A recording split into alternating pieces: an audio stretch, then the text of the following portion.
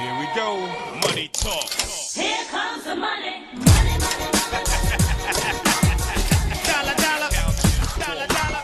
Ching, ching, bling, bling, got the chatter. Money Monster, un film réalisé par Jodie Foster et scénarisé par Alan Difour, Jim Coof et Jamie Linden. Avec Julia Roberts, George Clooney et Jack O'Connell. Lee Gates est une grande personnalité de la télévision new-yorkaise. Avec son humour décalé et fun, il donne des conseils sur la bourse et sur les placements financiers.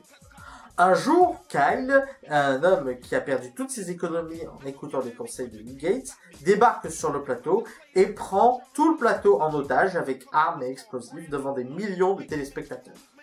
Ce film est plutôt remarquable. Le scénario est plutôt intelligent et traite tous les sujets avec une très grande pertinence. Et il évite et s'amuse même avec les clichés du genre. Oui, j'ai dit tous les sujets parce que contrairement à ce qu'on peut croire sur les bandes annonces, le film traite beaucoup de sujets. Il traite aussi des questions financières, mais aussi les médias, la crédulité des gens, ou même le je m'en foutisme général, que ce soit pour les riches comme pour les pauvres. Oui, autant le dire tout de suite, le film n'épargne personne. Qu'on soit riche ou pauvre, on est con tant qu'on n'est pas confronté à ces actes. Le film pose pas mal de réflexions sur la manière dont l'économie et les civilisations marchent. Et même si le film parle du domaine de la finance, il reste compréhensible pour tout profane qui s'y confronte. Je vous jure que si une émission comme Money Monster existe, je la regarderai avec plaisir. Pourquoi les émissions sur la bourse se sentent obligées d'être pompeux et chiants ? La réalisation a eu aussi une idée brillante pour ce film. Comme la scène se déroule quasiment totalement sur un plateau de réalisation, le film alterne les caméras extradiégétiques à intradiégétiques. Quand on parle d'éléments intra- ou extradiégétiques, que ce soit au cinéma ou ailleurs, on parle d'éléments qui sont ou bien dans le film ou bien à l'extérieur du film. Prenons l'exemple de la caméra. Lorsque vous voyez un film ou une de mes vidéos par exemple, la caméra est extradiégétique. On considère qu'elle n'existe pas et qu'elle n'est là que pour montrer l'action. Par contre, si je fais ceci, la caméra est intradiégétique parce que là, cette fois-ci, je l'inclus dans la vidéo. Ce qui produit des astuces assez intéressantes.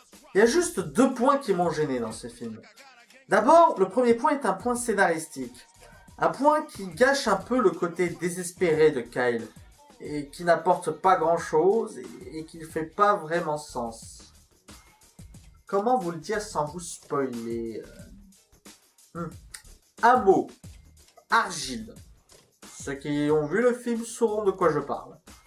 Et l'autre point qui m'a un peu énervé, c'est l'abus de setup payoff.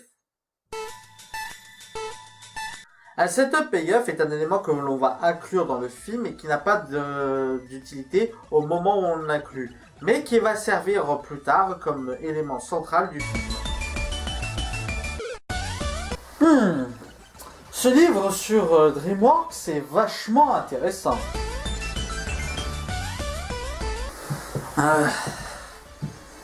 Pas de doute.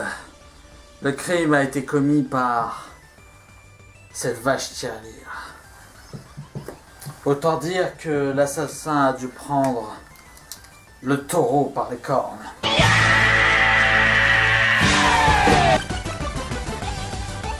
Eh bien, ce film abuse de ce genre d'astuces. Mais sinon, à part ça, c'est un film que je vous recommande. Voilà, c'était la critique de Money Monster. J'espère qu'elle vous aura plu. N'hésitez pas à mettre un pouce vert si c'est le cas et à partager sur les réseaux sociaux. D'ici là, allez au cinéma. Ciao!